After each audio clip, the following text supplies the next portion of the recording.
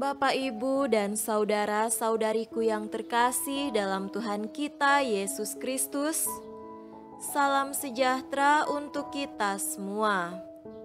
Berkat Allah yang Maha Kuasa senantiasa menyertai kita.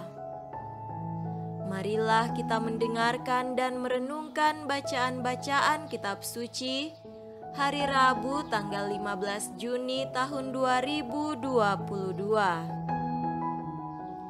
Bacaan pertama dari kitab kedua Raja-Raja pasal 2 ayat 1 dilanjutkan dengan ayat 6 sampai 14. Menjelang saatnya, Tuhan hendak menaikkan Elia ke sorga dalam angin badai. Elia dan Elisa sedang berjalan dari Gilgal.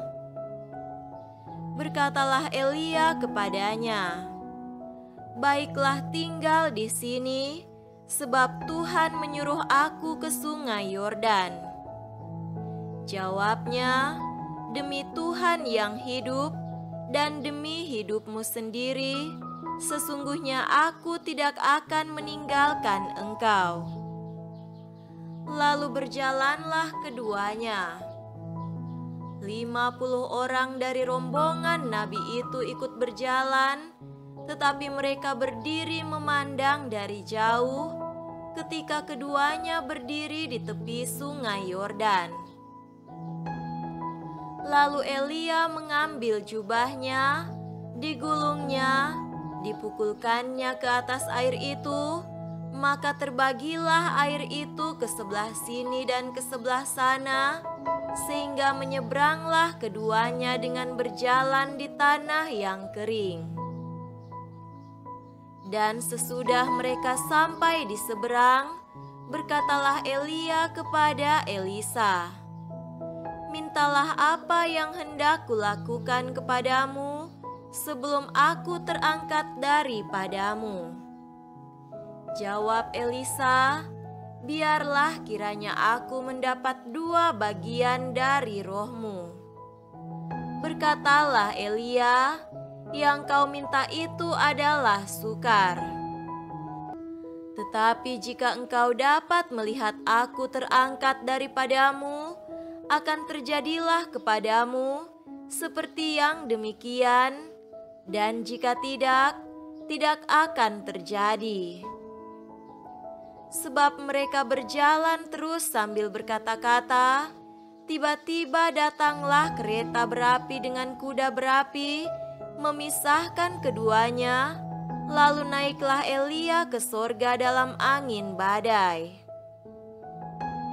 Ketika Elisa melihat itu, maka berteriaklah ia, "Bapakku, Bapakku, kereta Israel dan orang-orangnya yang berkuda."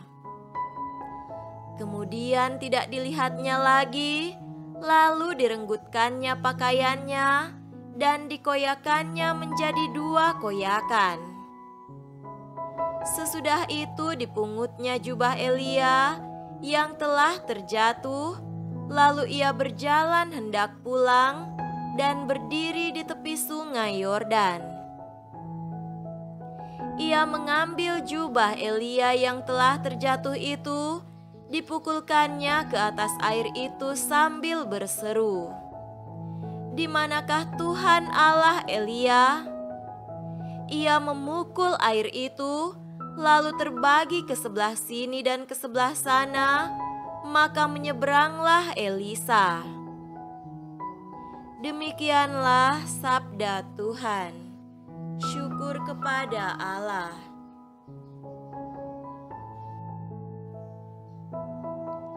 Semoga Tuhan beserta kita sekarang dan selama-lamanya.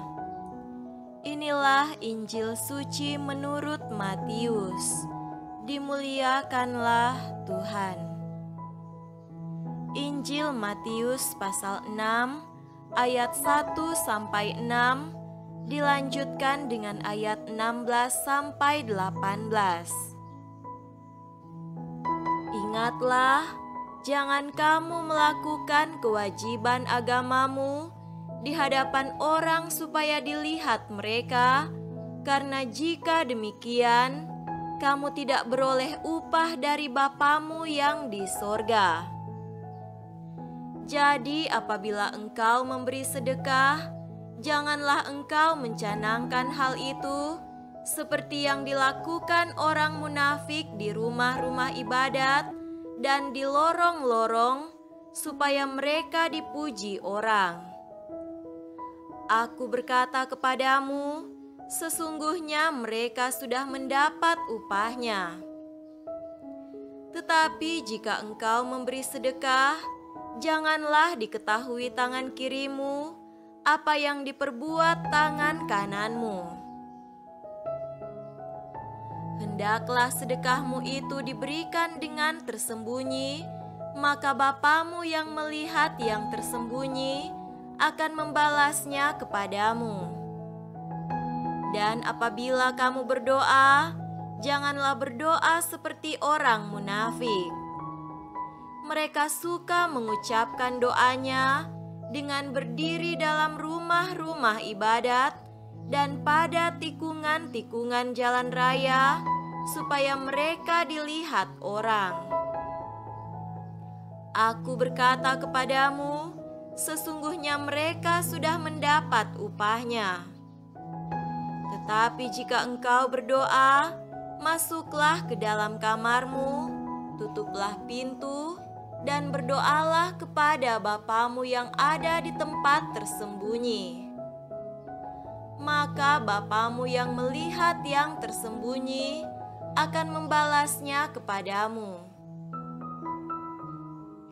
Dan apabila kamu berpuasa, janganlah muram mukamu seperti orang munafik. Mereka mengubah air mukanya supaya orang melihat bahwa mereka sedang berpuasa.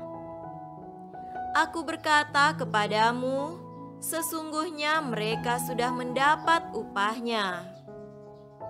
Tetapi apabila engkau berpuasa, minyakilah kepalamu dan cucilah mukamu, supaya jangan dilihat oleh orang bahwa engkau sedang berpuasa, melainkan hanya oleh Bapamu yang ada di tempat tersembunyi. Maka Bapamu yang melihat yang tersembunyi akan membalasnya kepadamu. Demikianlah sabda Tuhan. Terpujilah Kristus.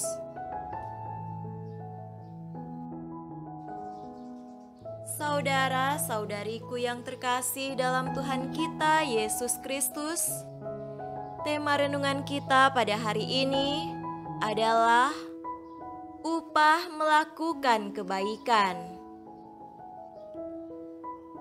Hal upah bagi pekerja selalu saja menjadi persoalan yang mungkin tak pernah akan selesai sepanjang sejarah umat manusia. Dunia berkembang dan biaya hidup pun semakin tinggi, sementara kemampuan untuk membayar gaji pekerja tidak selalu seiring dengan lajunya kebutuhan hidup. Akibatnya, orang bekerja lembur jika memungkinkan demi mendapatkan upah yang dipandang layak, pantas dan mampu membiayai hidup. Demikianlah Yesus pun dalam pengajarannya menegaskan seorang pekerja patut mendapat upah. Saudara terkasih, bacaan-bacaan pada hari ini menyinggung soal upah dari apa yang kita lakukan. Ketika hendak berpisah, Elia memberi kesempatan kepada Elisa untuk meminta sesuatu karena Elisa sudah mengikuti Elia. Dan ketika diberi kesempatan itu, Elisa ternyata meminta sesuatu yang tak terbayangkan oleh Elia, yakni rohnya sebagai seorang nabi atau hamba Yahweh. atas permintaan itu, Elia tidak serta-merta memberikannya, tetapi menyerahkan hal itu pada kuasa Yahweh yang mengangkat dia sebagai nabi. Demikianlah terjadi bahwa jawaban atas permintaan itu diberikan oleh Yahweh sendiri. Demikian pula, dua praktek kesalehan yang diurai dalam Injil hari ini, yakni berpuasa dan memberi sedekah. Yesus mengajarkan agar upah atas praktek kesalehan itu mestinya berasal dari Bapamu yang melihat yang tersembunyi akan membalas kepadamu. Apa yang hendak Yesus ajarkan ini mendobrak praktek cari muka yang dilakukan oleh orang pada zamannya dan hingga zaman ini. Manusia-manusia munafik sangat mengharapkan upah atau balasan atas apa yang diperbuatnya. Yesus mengingatkan agar para murid tidak bersikap demikian halnya.